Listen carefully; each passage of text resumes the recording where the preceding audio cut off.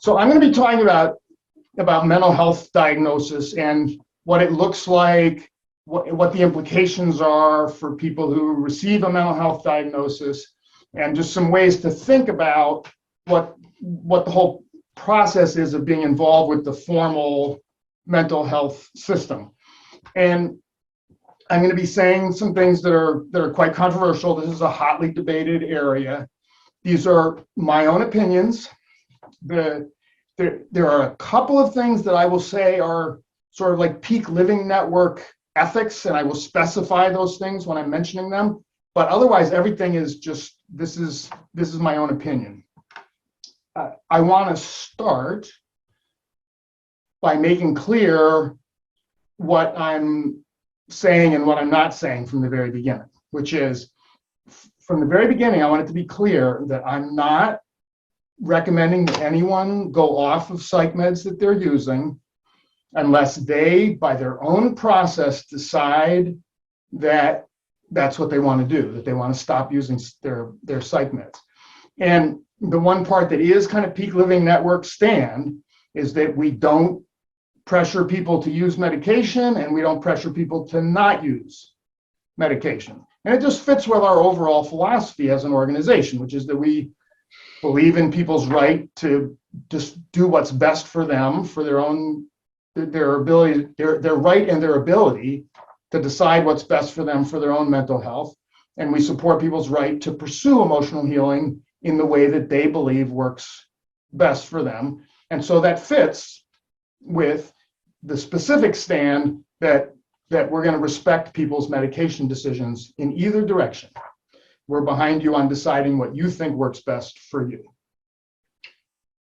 So the first thing I want to say about mental health diagnosis is that it doesn't look anything like what medical diagnosis looks like. And even though it's being often done by MDs, by psychiatrists, and even by other MDs, it's very different from other kinds of diagnosis. There are not clearly definable diagnoses. It's very hard to pin down what it is that makes a particular condition or a particular mental illness.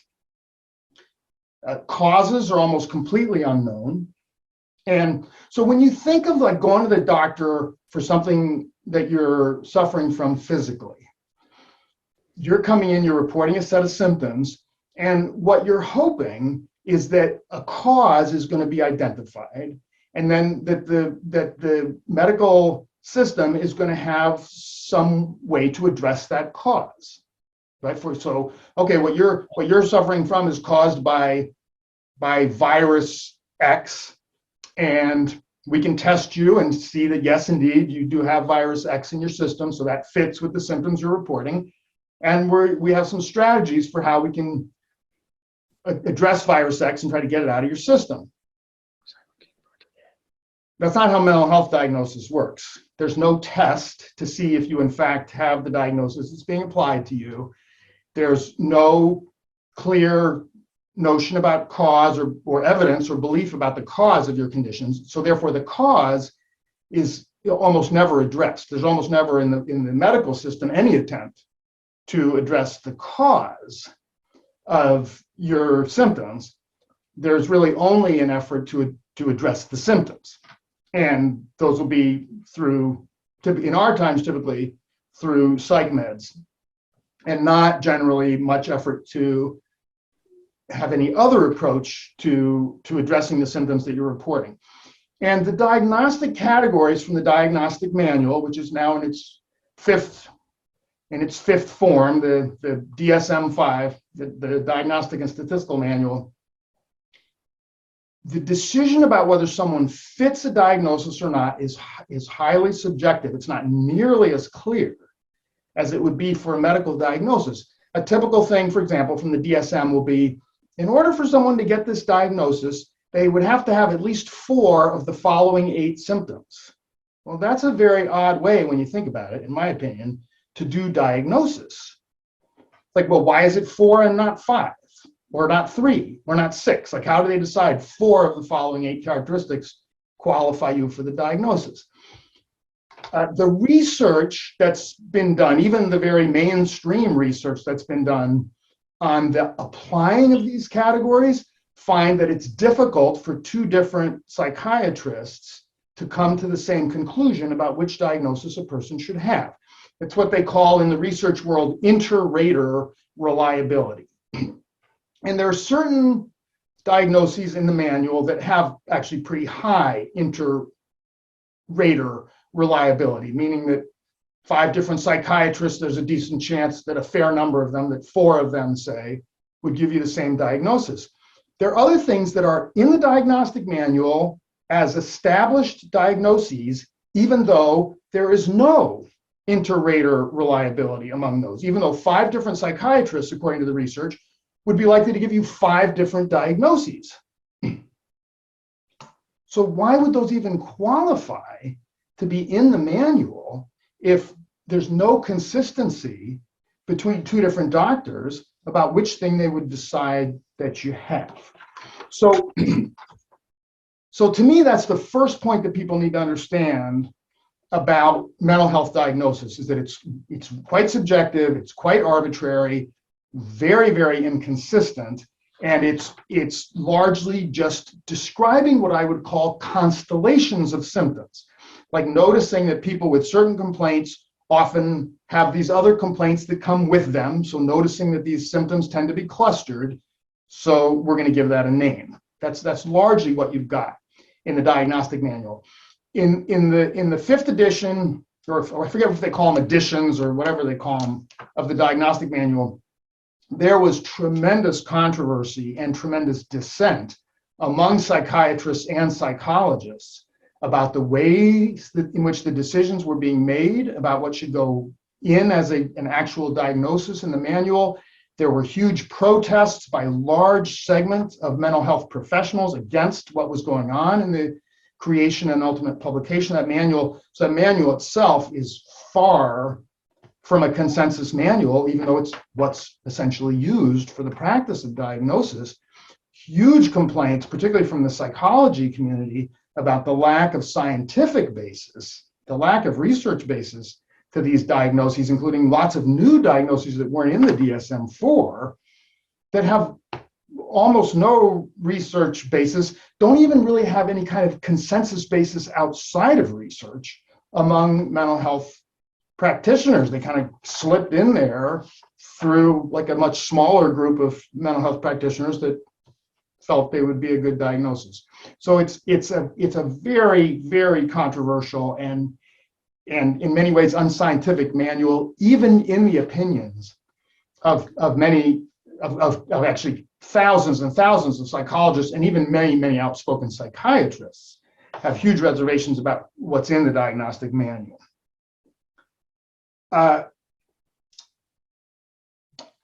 There is still today no established physiological basis for these mental health conditions. Now, we used to always hear, oh, well, these mental health problems are caused by a chemical imbalance. These chemical imbalances have never been found.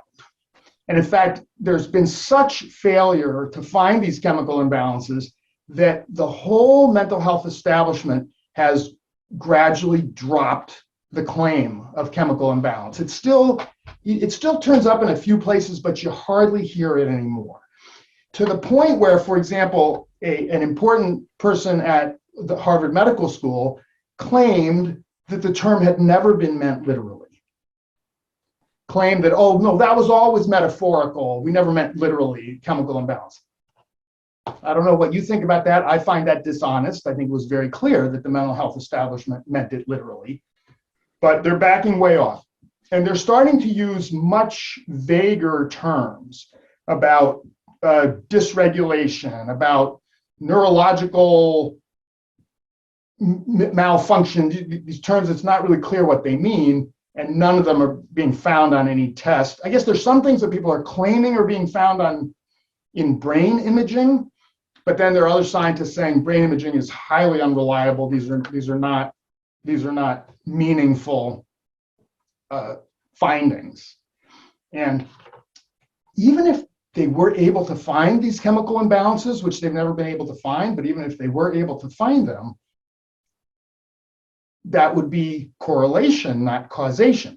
And what we mean by that is it would prove that the two come together, but it wouldn't prove that the chemical imbalance was causing the mental health problems. We know that mental health problems tend to cause some physiological problems. We know, well, very well established, for example, that stress will contribute to heart problems and that stress will contribute to other physiological problems. So even if we could find those chemical imbalances, which they can't find, how would you know they didn't result from the mental health condition rather than being the cause of the mental health condition?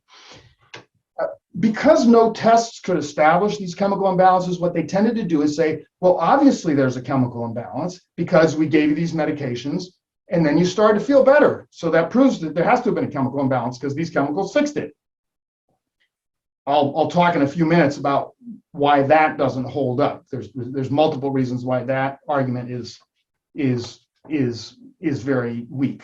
And so to this day, they're claiming a biological basis, but they can't find it. And even some of the top researchers in the field have said things like, well, we know it's biologically based, but we still seem to be a long way. It's going to be still a long time from now in the research before we're able to demonstrate that. I forget who said that, but some famous person in the field said that in the last few years. Well, why are you so convinced that it's there while you're simultaneously admitting that it can't be found and that you're not even close to finding it? So there's almost no discussion of causes. There's almost no research on causes. The trauma field is screaming about this, saying, wait a minute, don't you think trauma maybe has something to do with this and some other significant causes, which I'll also talk about. The last thing I'm going to say about diagnosis is that, or about sort of this category of comments about diagnosis, is that since the diagnostic manual does not connect the diagnosis to a healing process, what exactly is the value of getting diagnosed? The diagnostic manual doesn't say, well, if you have bipolar disorder, then this and this and this is what your therapy should look like. Or if you have major depression, this and this and that is what your treatment should look like, except for drugs. All they have to propose is drugs. And since they don't know causes, their drugs are only addressing symptoms. That's all they can do is treat symptoms. And I'll talk about it in a few minutes, but the drugs aren't working very well on average. They're working for some people, but on average, they're not working well for treating symptoms. So why diagnose people? How is that helping us help them? For us, as the sufferer, when we're in a bad period, how is it helpful for us to get diagnosed? How does that increase the likelihood that we will get the proper assistance that we need? It largely does not. And getting diagnosed can cause a lot of problems. So it can have a lot of negative effects on our lives. So we have to think really carefully, is it worth having a diagnosis when we don't really see how that's going to benefit us to get that? I'm going to talk a little bit about the research on psych meds. There's multiple resources that you can pursue if you want to learn more about this. I think the best place to start is with the Robert Whitaker book. He's a journalist. Robert Whitaker book called Anatomy of an Epidemic. And the reason I would start there is because he reviews study after study after study in that book. And he analyzes the studies very logically. He writes pleasantly, he's not like an angry or sarcastic writer. He's just a very fine, kind of even-tempered human being in how he writes and how he comes off when he speaks. So it's just a great beginning place. So I'll give you some highlights from Robert Whitaker's book, The Anatomy of an Epidemic, and what I've learned from that and now from other sources. Most of the research on psych meds only looks at a period about 6 months after you've gone on the med. So that already skews the research findings towards positive findings, because the early phase of people's use of meds, once they're used to that, so go through that sort of initial thing of adapting to it, they then tend to go through a period where it works pretty well. The Whitaker looks at numerous studies that have looked much longer term at people who have used psych meds over a period of years, and the findings are not nearly as positive. And I remember an example that he gives. Unfortunately, I'm not remembering what the particular med was, or maybe he was talking about a trend among various meds in the study. I'm not remembering this part entirely right, but he talked about how for studies that looked at more like 3 years, which is rare, but should be a much more common length of time to look at questions,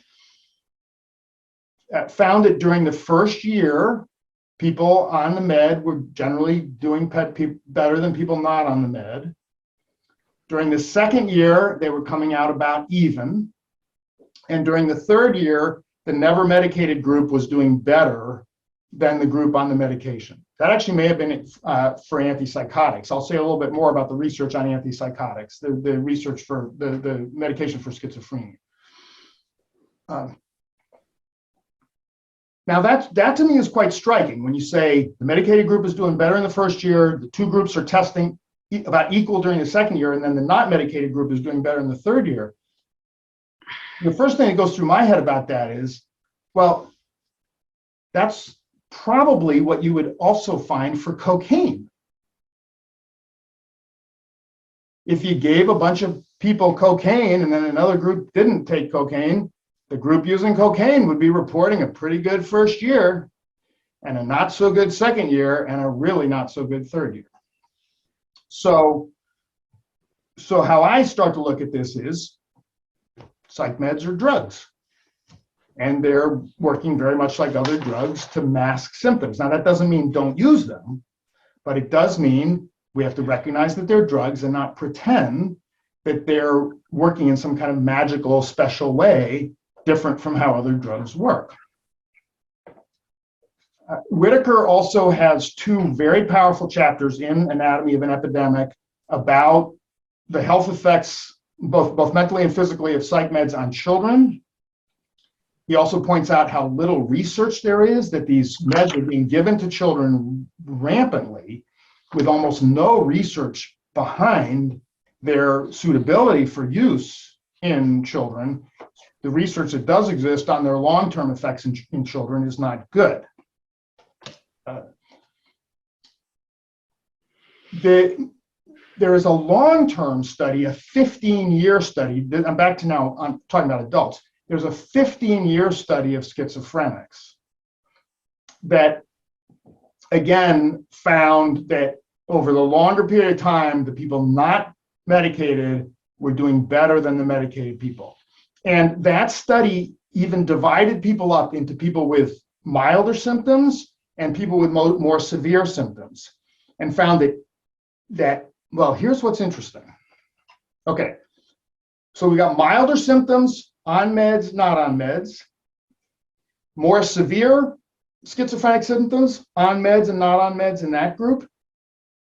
Found that the people with severe, years down the line, not immediately, but years down the line, in the more severe symptoms group, the unmedicated group was doing better than the medicated group in the low symptoms group. In other words, long-term use of antipsychotics on average is not good for people. And Whitaker talks a lot about the early literature on schizophrenia, which found that 80% of people diagnosed as schizophrenic in a few years, actually a year and a half to 2 years, the worst of it had passed. And that actually what antipsychotics are largely doing is turning schizophrenia into a lifelong problem, which largely would have passed of its own accord with proper support and treatment. Whitaker is not in favor of just saying, so you don't need anything, a point that he goes to great lengths to emphasize. By the way, Whitaker himself is not opposed to people using psych meds. He's not saying either that people shouldn't use psych meds. He's saying that they need to be much better researched, and he's saying that they should be used short term. that they shouldn't be used, as the solution.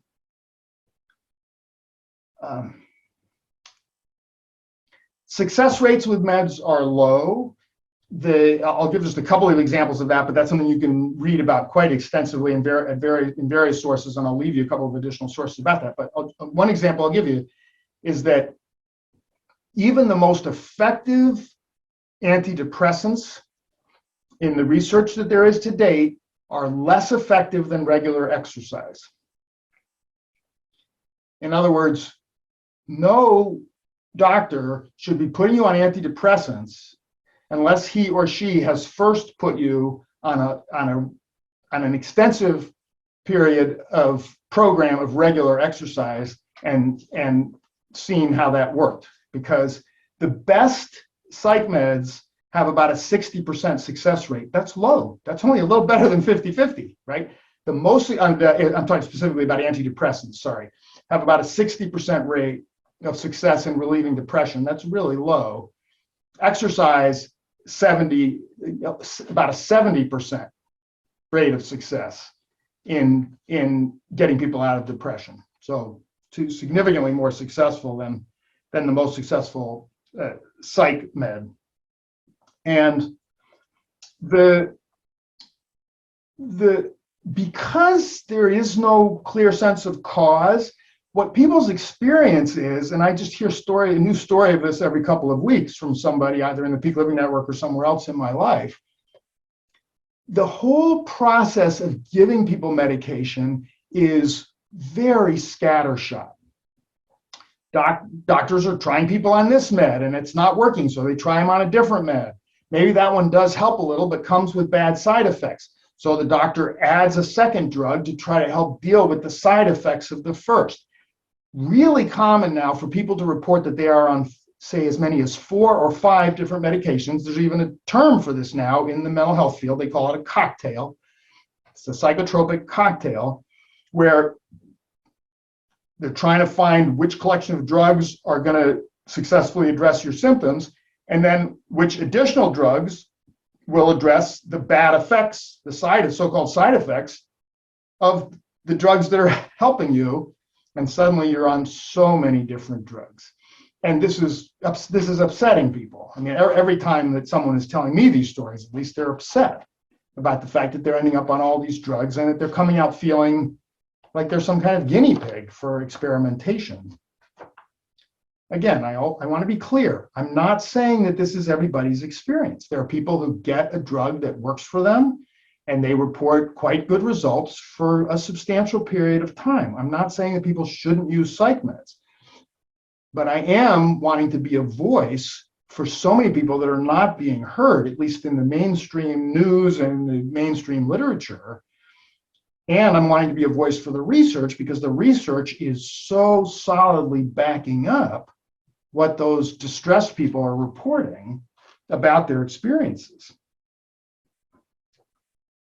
So I'm just checking my notes a little bit here to make sure that I'm. So then there's a trend now. Maybe it's been true for quite a while, but there's what seems to be an accelerating trend in mental health diagnosis. Now I'm not talking about medication. I'm talking about mental health diagnosis in general, towards the pathologizing of normal human emotion. So, for example, there's often now being a complete blurring of the distinction between sadness and depression.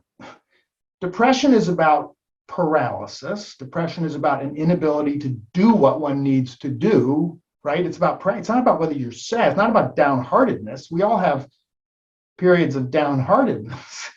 And someone can be grieving because a parent died or because a loving spouse died or because they lost one of their children. But just normal grieving processes, you can now diagnose as depression through the diagnostic manual and be really following the rules of the diagnostic manual. There's nothing in the DSM telling you don't diagnose someone with depression who just had a huge loss, a huge heartbreaking loss. So it concerns me a lot to have normal human emotions being pathologized and medicalized and medicated. I worry about anxiety. Some level of anxiety is almost inevitable in today's world. And yet any level of anxiety is now, they're likely to say you have such and such a condition. Any level of forgetfulness now, they're likely to say you have such and such a condition. Any level of grief, downheartedness, discouragement. They have what's called adjustment disorder. Like that's a diagnosis that you can get that insurance can be billed for. Adjustment disorder means you're having trouble adapting to the world. And the Will Hall, who's one of the great national voices for liberation for mental health patients, he one of his lines is, what does it mean to be sane in an insane world? Sorry, I know I'm bouncing around a little bit here, but I'm just remembering that there was something I didn't say about medication, which is that medications are addictive. So they will, for example, be there to help maybe, for example, boost your serotonin levels, except then your brain will start producing less because you're getting it because of what the drug is doing. So then when you go off the drug, you're going to have severe withdrawal symptoms. And withdrawing from psych meds is difficult. It can be dangerous. And the symptoms of withdrawal are often viewed as symptoms of your underlying mental health condition. Like people say, well, see, this shows how serious your mental health problems were, because look what happens when you go off the drug. That does not show how serious your mental health conditions were, because you're suffering from severe withdrawal. Maybe 4 months from now, we can see what condition you're really in after you have had a chance to recover from the withdrawal symptoms from the med. But the symptoms of withdrawal are often pointed to prove that you need to be on the med. And that's really sloppy and dangerous thinking. It doesn't mean that that's the condition you were in before you were on the med in the first place.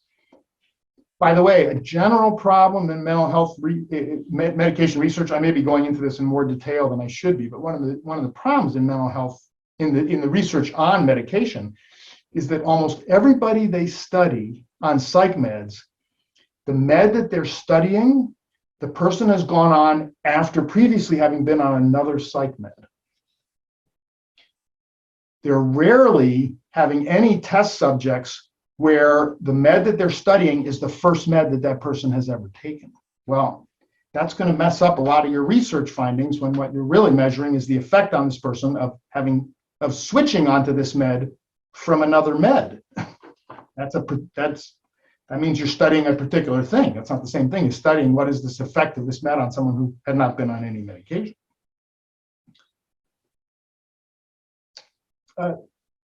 A therapist will almost never talk to you about what's wrong with the world.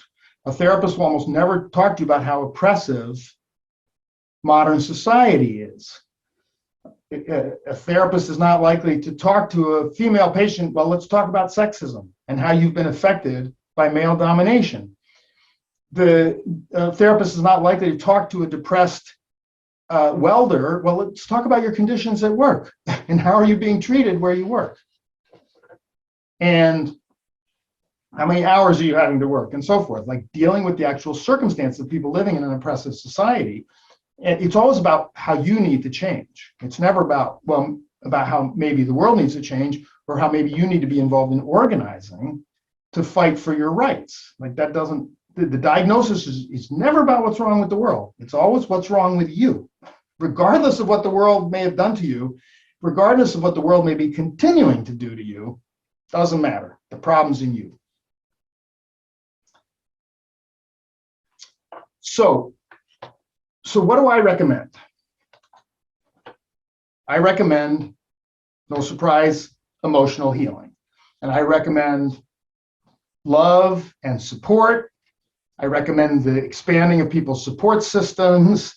I recommend space for people to feel what they feel. I recommend people having the opportunity to actually tell what has been done to them and what has been done to people that they love. In other words, I recommend what we would call a therapeutic process. Not that I recommend necessarily professional psychotherapy, although that is very helpful for some people, but I recommend an actual healing process. and that's much more relevant than figuring out what to call what you've got, than giving it some kind of name, which for reasons I've already said doesn't really help your healing process very much. And it's a very different approach than deciding we're going to solve the problem by medicating you. I recommend the acceptance of the normal range of human emotion, that we're going to have times when we're downhearted, that we're going to have times when we're grieving, that we're going to have times when we're carrying around tremendous anger because of real outrages that the world has done to us. We're going to have times when we get really scared because there's some scary stuff going on in this world. So we have to have that kind of poetry, you might call it, about human emotion, and not be pathologizing every normal human reaction to the difficulties of life, and particularly the difficulties of modern life. I believe in that people who find that psych meds are helpful to them should use them, but that it should not be the plan. The psych med should be something that helps you get through a period of time while a real plan is put in place for your emotional healing, for addressing life circumstances that need to be addressed, for growing your support system. And the research, even in adults, on the long-term use of psych meds is quite worrisome. And it doesn't mean that it causes problems for everybody, but on average, it's causing problems for people compared to people who are not on the drug. Long-term use of psych meds is connected to so many different physiological problems and is actually connected to deteriorating mental health. Again, so many different studies that you can see in Anatomy of an Epidemic, and then from there you can jump to many, many other studies and resources on the implications of the long-term use of psych meds.